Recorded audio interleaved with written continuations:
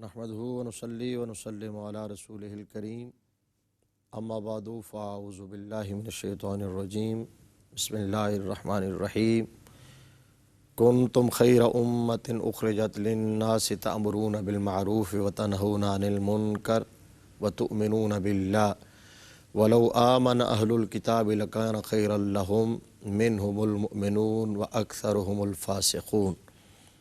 صدق اللہ مولانا العظیم وبلغنا رسولہ النبی الکریم الامین الرؤوف الرحیم ونحن علی ذلک لمن الشاہدین والشاکرین والحمد للہ رب العالمین۔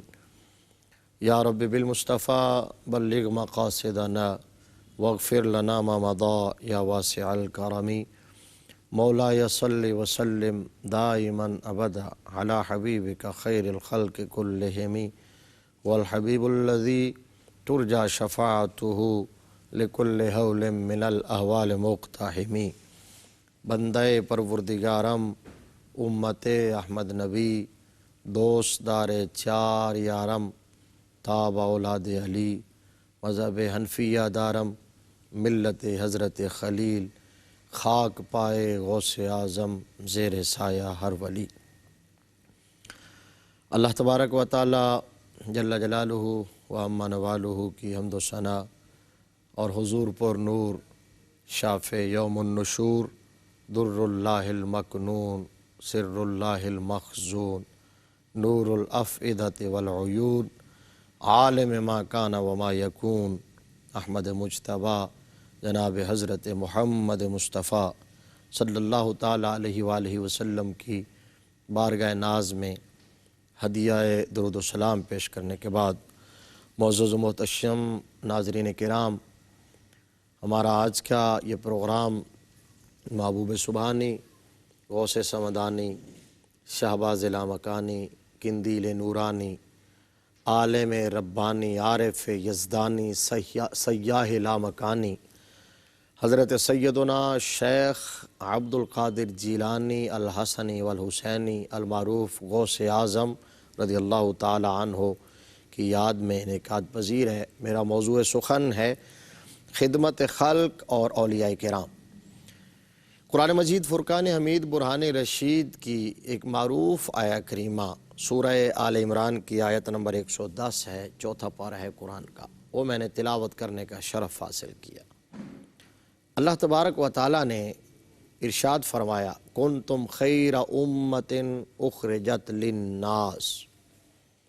غلامان رسول عربی صلی اللہ علیہ وآلہ وسلم کو مخاطب کر کے حضور کی امت کو خطاب کرتے ہوئے، حضور کا کلمہ پڑھنے والوں کو خطاب کرتے ہوئے رب کائنات نے ارشاد فرمایا کہ اللہ تبارک و تعالیٰ نے خیر الامم کا تاج تمہارے سر پر سجا دیا ہے۔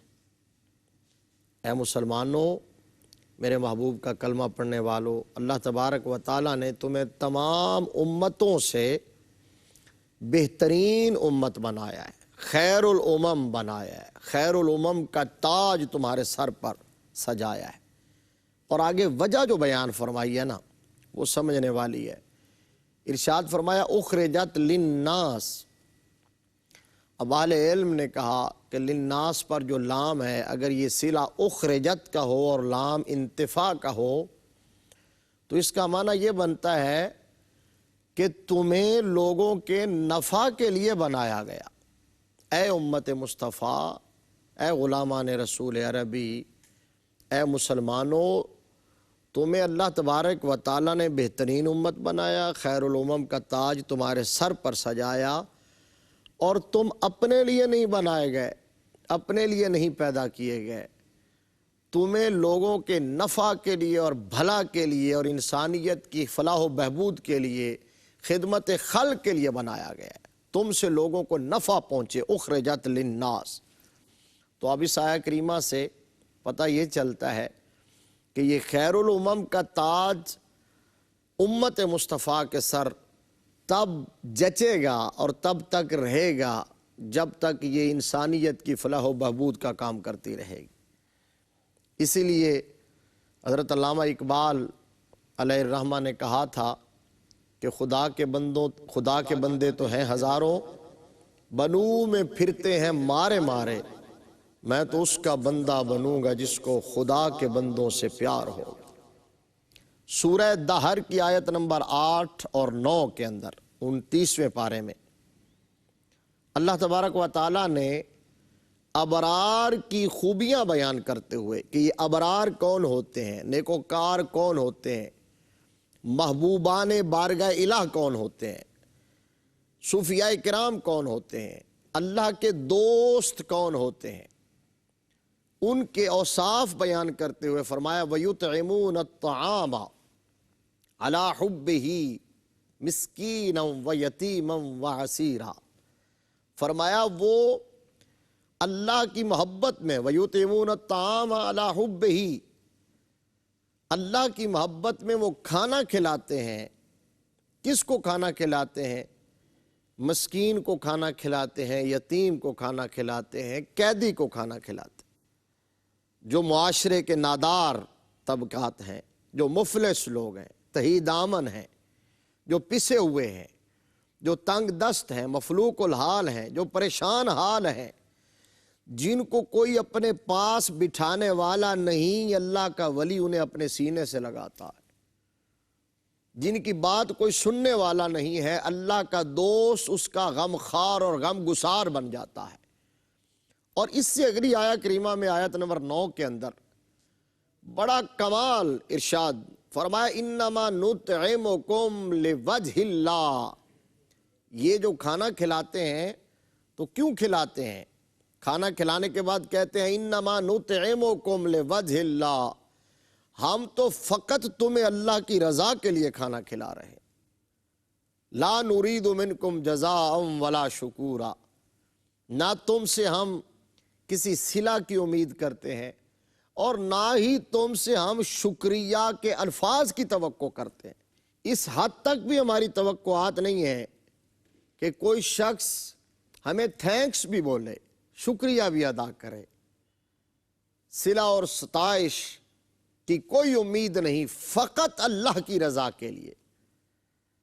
اور ایک مقام پر جو معروف آیا کریمہ قرآن مجید فرقان حمید برہان رشید کی، کسی اور عنوان کے ساتھ اسے بہت کوٹ کیا جاتا ہے، اللہ تبارک و تعالیٰ نے ارشاد فرمایا وَمَا خَلَقْتُ الْجِنَّ وَالْإِنسَ إِلَّا لِيَعْبُدُونَ، اور ہم نے جنوں اور انسانوں کو فقط اپنی عبادت کے لیے پیدا کیا ہے، فقط اپنی عبادت کے لیے پیدا کیا ہے۔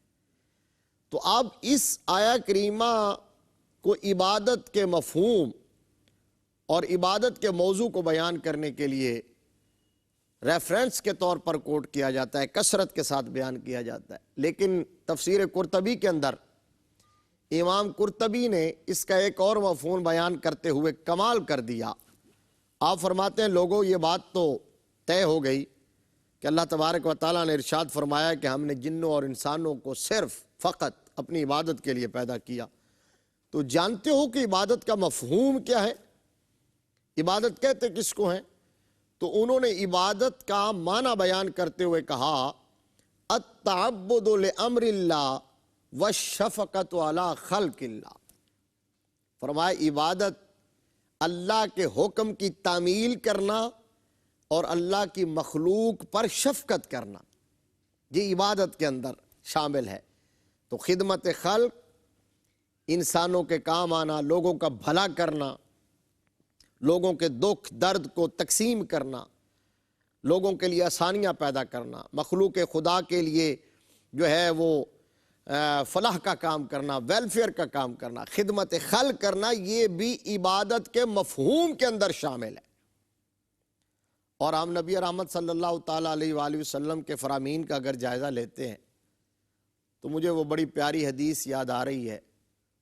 تاجدار مدینہ صلی اللہ تعالیٰ علیہ وآلہ وسلم نے فرمایا الناس عیال اللہ وَأَحَبُّ النَّاسِ إِلَى اللَّهِ أَنفَعُهُمْ لِعَيَالِهِ، فرمایا لوگو سن لو، دل کے کانوں سے سن لو، یہ جو لوگ ہیں یہ اللہ کا قبیلہ ہے، یہ اللہ کا کنبہ ہے، یہ اس کے عیال ہیں، اور فرمایا لوگوں میں سے رب کے قریب سب سے زیادہ وہ ہوگا جو اس کے کنبے اور قبیلے کے لیے زیادہ نفع بخش ہوگا۔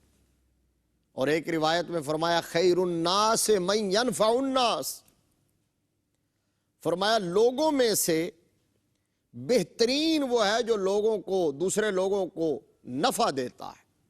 انسانوں میں سے خیر وہ ہے جو لوگوں کے لیے نافع بن جائے، ضار نہ ہو، ضرر رساں نہ ہو، مضر نہ ہو، ان کے لیے تنگی پیدا نہ کرے، آسانی پیدا کرے، ان کے لیے فراوانی پیدا کرے، ان کے لیے آسائشیں پیدا کرے، سہولتیں پیدا کرے، لوگوں کی خدمت سر انجام دے۔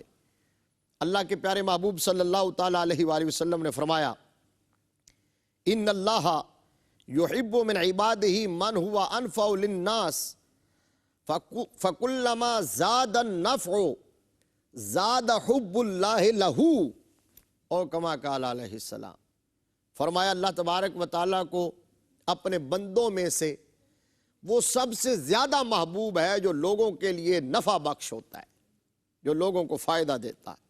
اور پھر اس میں اگلے جو الفاظ ہیں وہ بڑے قابل غور ہیں۔ فرمایا جو اس شخص کے نفع میں اضافہ ہوتا چلا جاتا ہے، لوگوں کے لیے اس شخص کے نفع میں اضافہ ہوتا چلا جاتا ہے، تو اس کے لیے اللہ کی محبت میں اضافہ ہوتا چلا جاتا ہے، اور پھر یہ اللہ کا محبوب بن جاتا ہے، مقرب بن جاتا ہے، اللہ تبارک و تعالیٰ کے اتنا قریب ہو جاتا ہے کہ وہ اسے اپنا ولی قرار دے دیتا ہے، اسے اپنا دوست قرار دیتا ہے۔ اور یہ ولایت کے درجات کی طرف بڑھنے کا راستہ خدمت خلق ہے، لوگوں کے نفع کے کام آنا۔ ایک حدیث شریف صحاح کے اندر موجود ہے، نبی رحمت صلی اللہ تعالیٰ علیہ وآلہ وسلم نے فرمایا روز محشر، روز قیامت، اللہ تبارک و تعالیٰ فرمائے گا کہ اے میرے بندے، میں بیمار تھا اور تو میری عیادت کے لیے، بیمار پرسی کے لیے، تیمارداری کے لیے نہیں آیا، میں بھوکا تھا تو نے مجھے کھانا نہیں کھلایا۔ بندہ رب کی بارگاہ میں عرض کرے گا یا رب العالمین یا احکم الحاکمین، تو کیسے بیمار ہو سکتا ہے، تو کیسے بھوکا اور پیاسا ہو سکتا ہے، تو پوری کائنات کو رزق عطا فرمانے والا ہے، ان اللہ هو الرزاق، تو رزاق ہے، تو شفا کو پیدا کرنے والا ہے، شفا عطا فرمانے والا ہے، تو بیمار کیسے ہو سکتا ہے؟ تو میرا رب فرمائے گا کہ میرا فلاں بندہ بیمار تھا، اگر تو اس کی بیمار پرسی کرتا، اگر اس کی تیمارداری کرتا، اگر اس کی عیادت کے لیے جاتا تو مجھے وہاں پاتا۔ فرمایا میرا فلاں بندہ بھوکا تھا، میرا فلاں بندہ پیاسا تھا، اگر تو اسے کھانا کھلاتا، اگر اسے پانی پلاتا تو مجھے وہاں پاتا۔ اب مجھے وہاں پانے کا مطلب کیا ہے؟ شارحین حدیث نے لکھا، اہل علم نے لکھا کہ یہ جو میرے رب نے فرمایا کہ اگر تو میرے بندے کی تیمارداری کے لیے جاتا، بیمار پرسی کے لیے، عیادت کے لیے، مجھے وہاں پاتا، مطلب تجھے میری رضا اس کے ہاں مل جاتی، میں تجھ سے راضی ہو جاتا۔ جو میری رضا کو ڈھونڈنے کے لیے یہ پوری کائنات جتن کرتی ہے اور کہاں کہاں ماری پھرتی ہے، تو اگر میرے بندے کی عیادت کرتا تو میری رضا تجھے مل جاتی، اگر میرے کسی بھوکے بندے کو کھانا کھلاتا تو میری رضا مل جاتی۔ سرکار دو جہاں صلی اللہ تعالیٰ علیہ وآلہ وسلم کی ظاہری حیات کا دور ہے، کنز العمال شریف کے اندر یہ حدیث موجود ہے، نبی رحمت صلی اللہ تعالیٰ علیہ وآلہ وسلم نے ایک دن فجر کی نماز کے بعد آقا کریم صلی اللہ علیہ وسلم کا جو معمول تھا، نماز فجر سے جب فارغ ہوتے تو صحابہ اکرام رضوان اللہ علیہم اجمعین سے گفت و شنید ہوتی، تبادلہ خیال ہوتا، کنورسیشن ہوتی، رات میں جو گزرے ہوئے واقعات، معاملات ہوتے تھے وہ بھی آپ دریافت فرماتے، صحابہ اکرام سے پوچھتے کوئی ایسا واقعہ ہوا ہو، کوئی بات ہوئی ہو، کوئی معاملہ ہوا ہو، تو صحابہ اکرام نوٹس میں دیتے، حضور صلی اللہ علیہ وسلم کو بتاتے کہ رات کو یہ معاملہ ہوا۔ ایک دن نماز فجر کے بعد اللہ کے پیارے محبوب صلی اللہ تعالیٰ علیہ وآلہ وسلم نے صحابہ اکرام کے مجمع کو دیکھا، اپنے مقتدیوں کو دیکھا، نمازیوں کو دیکھا، اور صحابہ اکرام سے پوچھا من یکن منکم صائما، فرمایا تم میں سے آج کون روزے سے ہے؟ صحابہ سے پوچھا تم میں سے آج کون روزے سے ہے؟ اب سوچنے کی بات یہ ہے، غور کرنے کی بات یہ ہے، میں آگے بتاتا ہوں کہ حضور صلی اللہ علیہ وسلم نے 4 سوالات کیے، 4 سوالات صحابہ اکرام سے۔ فرمایا تم میں سے آج کون روزے سے ہے؟ تم میں سے کون ہے جو آج کسی مسکین کو کھانا کھلا کے آیا ہو؟ تم میں سے کون ہے جو آج کسی مریض کی عیادت کر کے آیا ہو؟ تم میں سے کون ہے جو آج کسی مسلمان بھائی کے جنازہ میں شرکت کر کے آیا ہو؟ یہ 4 سوالات کیے، اور چاروں میں لفظ ہے الیوم کا، آج۔ ناظرین غور فرمائیے گا کہ آج، الیوم، یوم کا معنی ہوتا ہے دن۔ حضور نماز فجر کے فوراً بعد پوچھ رہے ہیں، تو دن کا کتنا وقت گزرا، کتنا ٹائم گزرا، کتنا حصہ گزرا؟ تو کون سا بندہ ہوگا نیکیوں کے حوالے سے اتنا حریص کہ اتنے ٹائم میں وہ یہ چاروں کام کر کے آیا ہو؟ یعنی ابھی عرفی دن تو شروع ہی نہیں ہوا، یا شروع ہوا ہے تو چند لمحے گزرے ہیں، شرعی دن شروع ہو چکا ہے۔ جس کے ساتھ روزے کا تعلق ہے وہ صبح صادق سے شروع ہوتا ہے غروب آفتاب تک، جو روزے کا وقت ہوتا ہے وہ شرعی دن کہلواتا ہے۔ لیکن عرفی دن شروع ہوتا ہے طلوع شمس سے، جب سورج طلوع ہوتا ہے۔ تو نبی رحمت صلی اللہ علیہ وسلم تو نماز فجر کے فوراً بعد پوچھ رہے ہیں کہ صحابہ بتائیے تم میں سے آج کسی مسکین کو کھانا کون کھلا کے آیا ہے؟ کسی مریض کی عیادت کون کر کے آیا ہے؟ کسی جنازہ میں کون شرکت کر کے آیا ہے؟ آج روزے سے کون ہے؟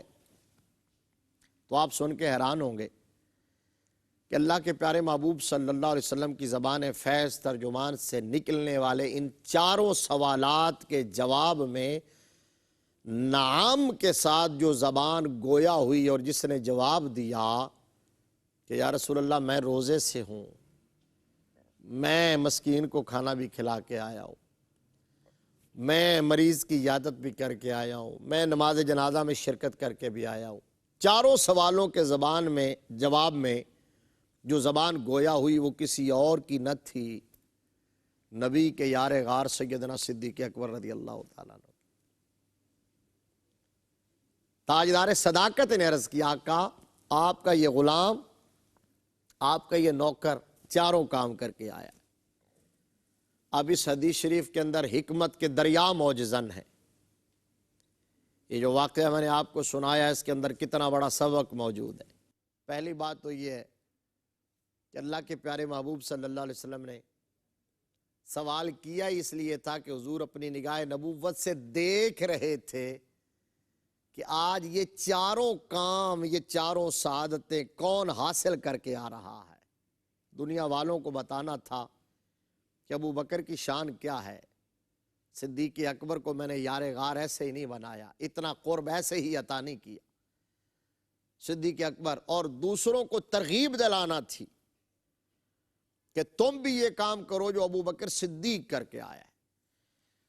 اور پھر اہم بات یہ کہ حضرت ابو بکر صدیق رضی اللہ تعالیٰ عنہ سے جو سوالات کیے گئے 4، جو صحابہ سے کیے اور حضرت ابو بکر صدیق نے جواب دیا، ان 4 سوالوں میں سے ایک سوال ہے جو حقوق اللہ سے متعلق ہے، باقی تینوں کے تینوں سوالات حقوق العباد سے متعلق ہے۔ روزے کا تعلق حقوق اللہ سے ہے، اور وہ بھی فرضی روزہ نہیں تھا، وگرنہ تو یہ پوچھا ہی نہیں جاتا کون آج روزے سے ہے، نفلی روزہ ہے۔ تو ایک سوال ہے عبادات سے متعلق، حقوق اللہ سے متعلق، 3 سوالات حقوق العباد سے متعلق ہے۔ مسکین کو کھانا کس نے کھلایا، مریض کی عیادت کس نے کی، نماز جنازہ میں شرکت کس نے کی۔ اس سے آپ اندازہ لگا سکتے ہیں کہ رب کائنات کی بارگاہ میں حقوق العباد اور خدمت خلق کی کتنی اہمیت ہے۔ اور پھر صدیق اکبر رضی اللہ تعالیٰ عنہ جس مسکین کو کھانا کھلا کے آئے تھے، یا جس مریض کی عیادت کر کے آئے تھے، یا جس مسلمان کی نماز جنازہ پڑھ کے آئے تھے، وہ کوئی ان کا رشتہ دار نہ تھا، وہ ان کا کوئی محلہ دار نہ تھا، وہ ان کا کوئی جگری یار نہ تھا، تو ہم بھی کبھی کسی مستحق کو کھانا صرف اس لیے کھلا دیا کریں کہ وہ انسان ہے، کبھی کسی مریض کی عیادت صرف اس لیے کر دیا کریں کہ وہ اللہ کا بندہ ہے، اور کبھی جنازہ میں اپنا نفع دیکھے بغیر، انسینٹیو دیکھے بغیر ہمارا مفاد کیا ہے، اس کے پیچھے رہ جانے والوں سے ہمارا کیا مفاد ہے، یہ دیکھے بغیر کبھی کوئی جنازہ صرف اس لیے پڑھ لیا کریں کہ وہ مسلمان ہے اور ہمارا دینی بھائی۔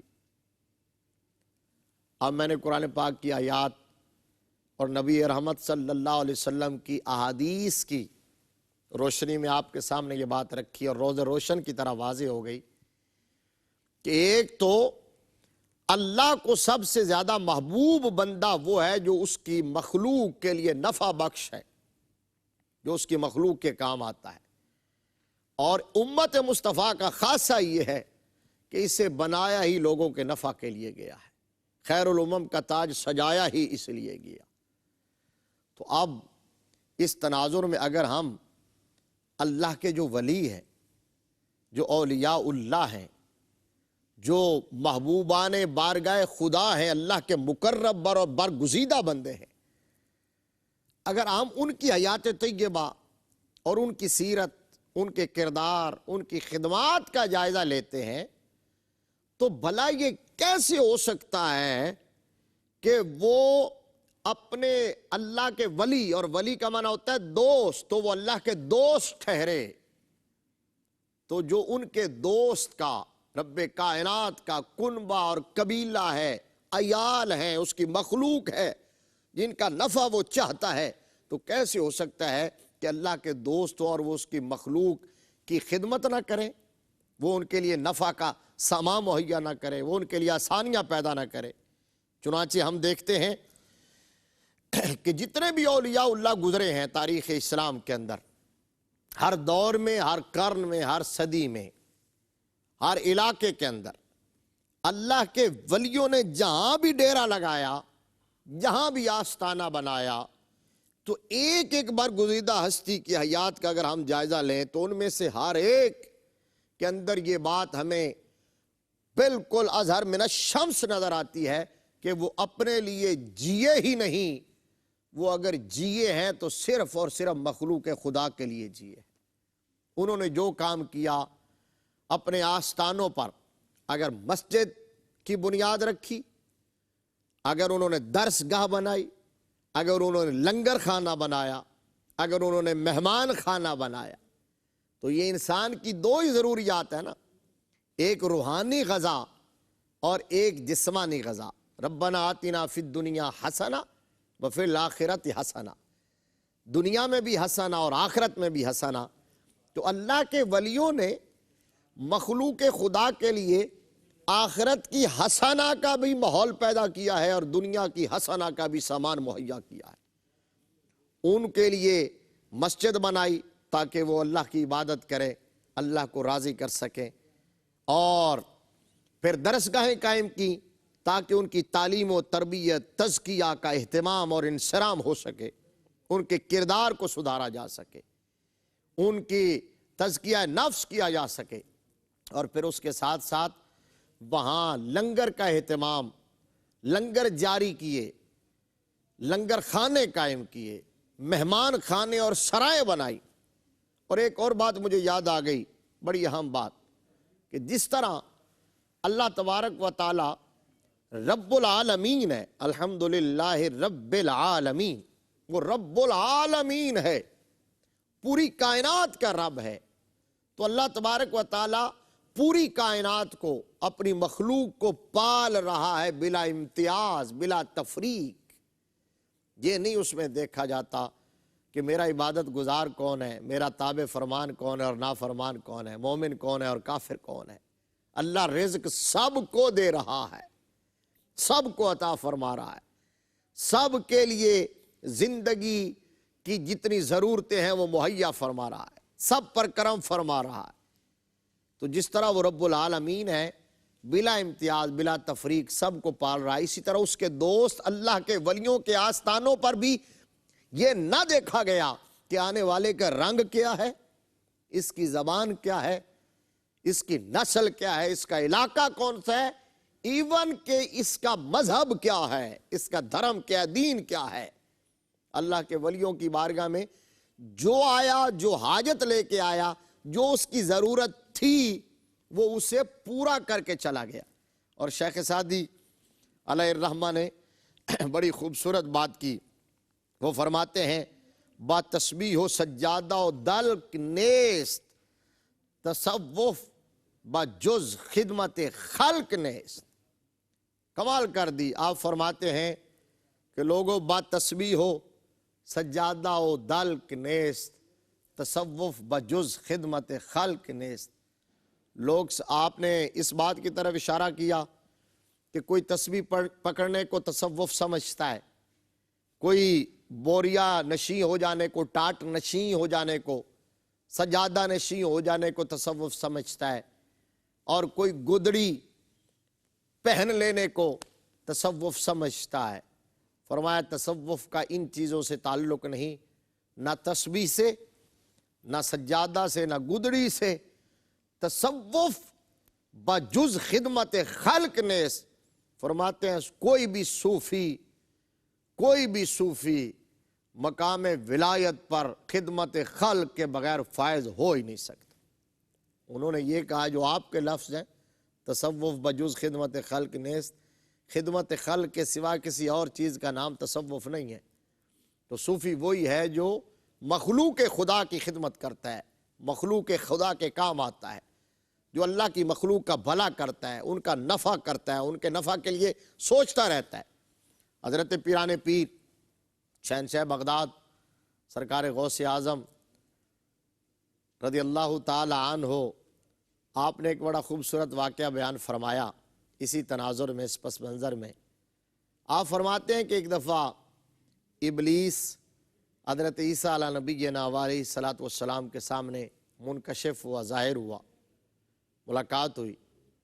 تو آپ نے ابلیس سے پوچھا کہ بتا تجھے اللہ کے بندوں میں سے سب سے زیادہ پسند کون ہے اور سب سے زیادہ ناپسند کون ہے، سب سے محبوب کون ہے اور سب سے مبغوض کون ہے، تو کس کو چاہتا ہے اور کس کو ناپسند کرتا ہے؟ تو ابلیس نے کہا کہ سب سے زیادہ جو بندہ مجھے پسند ہے وہ بخیل مومن۔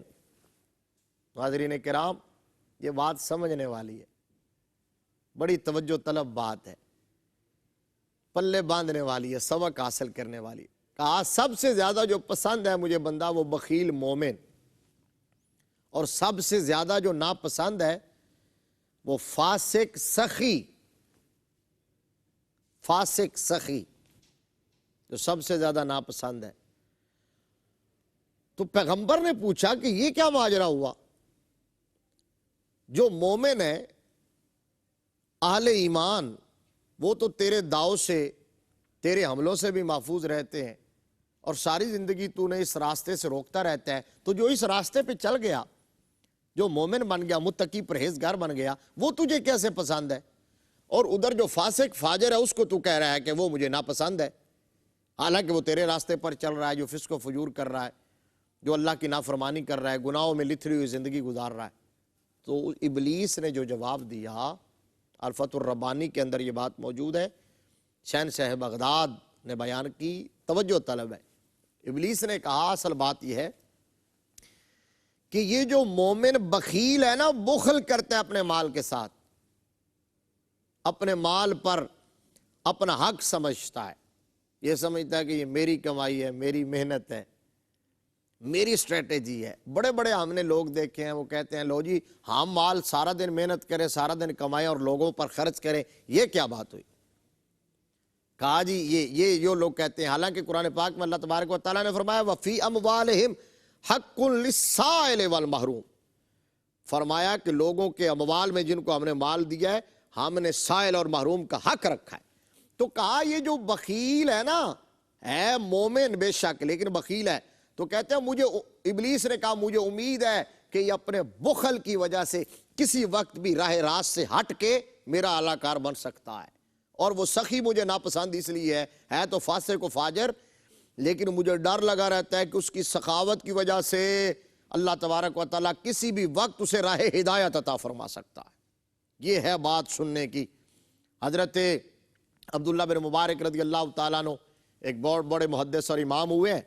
تو ان کے پاس کوئی سائل آیا اور اس نے سوال کیا، اور اس وقت آپ کے پاس کچھ موجود نہ تھا. گھر میں صرف 10 انڈے موجود تھے. خادمہ کو کہا 10 انڈے اٹھاؤ اور اس کو دے دو. تو خادمہ نے کیا کیا، 9 انڈے دے دیے، ایک چھپا کے رکھ لیا ان کی افطاری کے لیے کہ وہ روزہ افطار کریں گے. تو جب شام کا ٹائم ہوا نا، افطاری سے کچھ دیر پہلے دروازے پر کسی نے دستک دی. حضرت عبداللہ بن مبارک خود گئے، جا کے دروازہ کھولا تو اس نے ایک تھال ایک رومال کے نیچے ڈھکا ہوا پیش کیا. اس نے ہدیہ پیش کیا، آپ نے وہ قبول کر لیا. اندر لے کے آئے، اوپر سے اتارا تو انڈے تھے اور 90 انڈے تھے اس کے اندر. تو آپ نے خادمہ کو بلایا اور اس کو پوچھا کہ تم نے کتنے انڈے دیے تھے اس سائل کو؟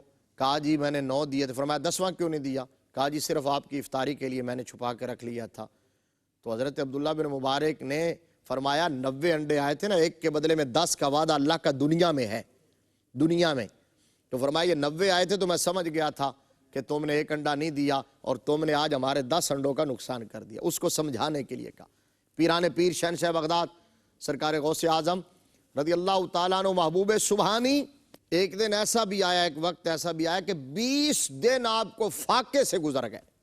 20 دن ہو گئے کچھ نہیں کھایا. آپ فرماتے ہیں ان 20 دنوں میں حلال کا ایک لقمہ بھی میرے حلق سے نیچے نہیں اترا. سوچئے ناظرین، 20 دن بھوکا پیاسا رہنا کوئی آسان کام ہے.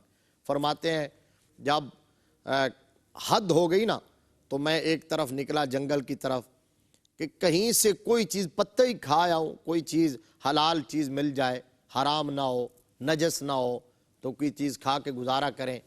تو کہتے ہیں میں اس طرف نکلا تو میں نے وہاں دیکھا کہ وہاں 70 فقیر پہلے سے موجود ہیں، وہ بھی فاقے سے رزق کی تلاش میں. پیران پیر کہتے ہیں کہ میں نے سوچا جہاں 70 ضرورت مند پہلے موجود ہوں وہاں تو اپنا ضرورت کا دامن پھیلا کے بیٹھ جائے تو بات جچتی نہیں ہے. میں واپس آ گیا. کہتے ہیں میں واپس بغداد پہنچا تو میرے آبائی وطن، آبائی علاقے جیلان کا ایک باشندہ مجھے ملا اور اس نے مجھے بہت سارے درہم دیے. اور میں نے کہا یہ کیا ہے؟ تو اس نے کہا یہ آپ کی والدہ ماجدہ نے بھیجے. اب سوچئے، اگلی بات سنیے.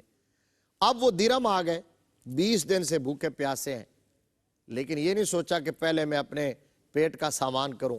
فوراً اس میں سے صرف چند درہم اپنے لیے تھوڑے سے رکھے اور باقی لیے اور اس جنگل میں گئے جہاں 70 محتاج فقیر موجود تھے.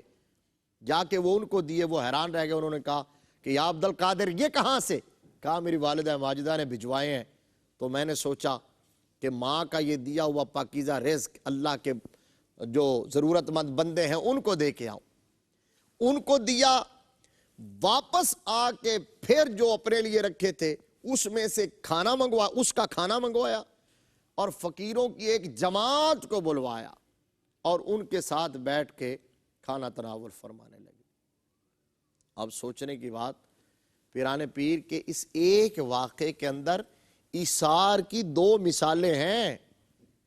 یہ اللہ کے بزرگ بندے، یہ اولیاء اللہ کیسے اس مقام تک پہنچے، کیسے اللہ کے اتنے مقرب بنے، اتنے محبوب بنے. وہ اپنے لیے نہیں جیے، زندگی اپنے لیے نہیں گزاری، پیٹ کے لیے نہیں گزاری، نفس کے لیے نہیں گزاری، اللہ کی رضا اور اس کی مخلوق کی خدمت کے لیے زندگی گزاری ہے. تو میرے رب نے ان کا تذکرہ نہ صرف 4 دانگے عالم میں پھیلایا ہے بلکہ صبح قیامت تک ان کا نام زندہ و تابندہ کر دیا ہے. پیران پیر نے ایک تو وہاں گئے، 20 دن کے فاقے سے تھے، 20 دن کے فاقے سے تھے، لیکن اس کے باوجود وہاں رکنا مناسب نہ سمجھا. وَيُوسِرُونَ عَلَىٰ أَنفُسِهِمْ وَلَوْ كَانَ بِهِمْ خَصَاصَةٌ. فرمایا آل ایمان دوسرے مسلمانوں کو اپنی ذات پر ترجیح دیتے ہیں اگرچہ خود حاجت مند ہی کیوں نہ ہو۔ واپس آ گئے اور پھر جب رزق آیا تو پہلے اپنے لیے اہتمام نہیں کیا، پہلے دوسروں کے لیے اہتمام کیا ہے۔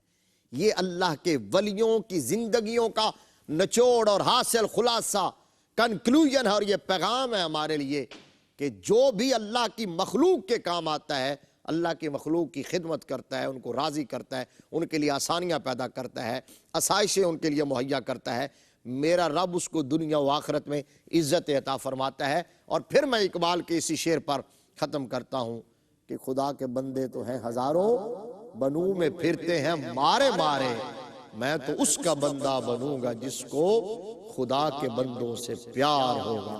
وآخر دعوایا ان الحمدللہ رب العالمین۔